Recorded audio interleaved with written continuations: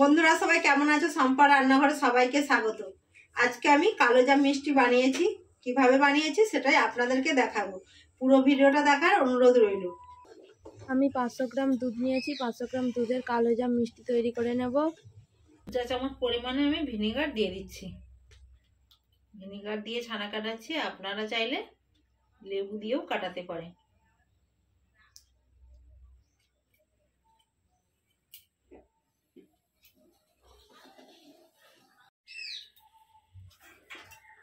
বন্ধুরা দেখুন, ভিনেগারটা দিতে কত সুন্দর আমার ছানা কেটে গেছে।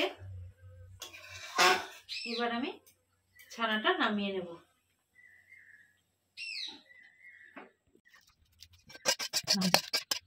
আমি জল দিয়ে ছানাটাকে ভালো করে ধুয়ে নেব। জল দিয়ে ভালো করে ধুয়ে নিয়েছি, যাতে না আর একটুকু জল থাকে। সেই জন্য আমি 15 মিনিট ছানাটিকে ঝুলিয়ে রেখে দেব।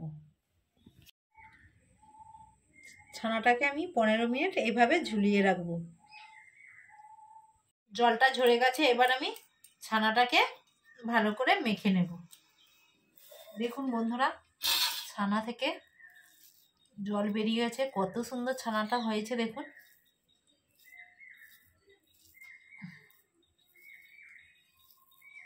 একদম এইভাবে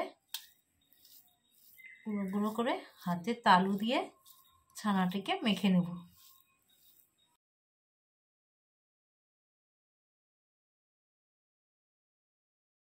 হাতের তালু দিয়ে ছানাটিকে চেপে চেপে মেখে নেব।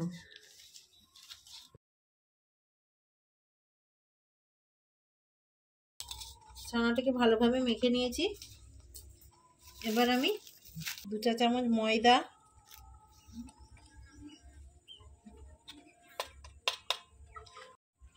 2 চা চামচ সুজি দিয়ে দিচ্ছি। 2 চা চামচ পরিমাণে আমি সুজি দিয়েছি। 1 চা চামচ পরিমাণে আমি গুঁড়ো দুধ দিয়ে দিচ্ছি। সব উপকরণ দিয়ে ভালোভাবে মেখে নিচ্ছি।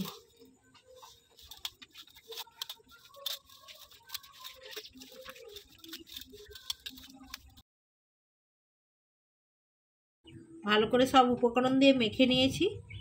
এবার আমি মিষ্টির শেপটা দিয়ে নিচ্ছি। এইভাবে মিষ্টির শেপটা দিয়ে নেব।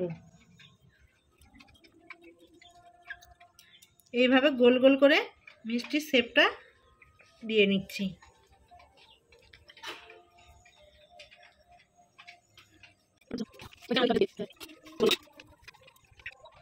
এইভাবে সব মিষ্টির শেপগুলো দিয়ে নেব। কড়া গরম হয়ে গেছে, মিষ্টিগুলো ভেজে নেব। কড়ায় সাদা তেল দিয়ে দিচ্ছি। তেল গরম হয়ে গেছে, এবার মিষ্টিগুলো দিয়ে দিচ্ছি।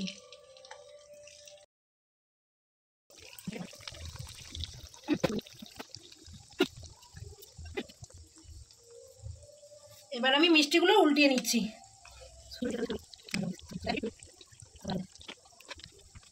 আগে থেকে আমি রসটা তৈরি করে রেখেছিলাম, এবার রসেতে দিয়ে দিচ্ছি। বন্ধুরা দেখুন, মিষ্টিটা রসের মধ্যে আমি 1 ঘন্টা ডুবিয়ে রাখবো।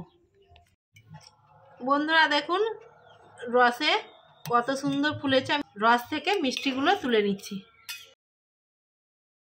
বন্ধুরা দেখুন, কালোজাম মিষ্টিটা কেমন হয়েছে একটা কেটে আপনাদেরকে দেখাচ্ছি।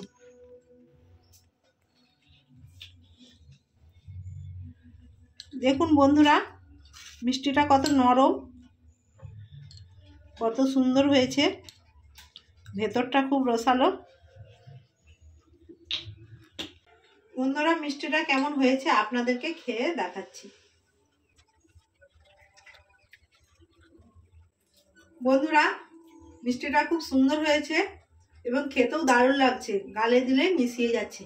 আপনারাও বাড়িতে এই রেসিপিটা ট্রাই করবেন। আমার ভিডিও যদি আপনাদের ভালো লেগে থাকে, বেশি বেশি করে লাইক, কমেন্ট এবং সাবস্ক্রাইব করে আমার পাশে থাকবে।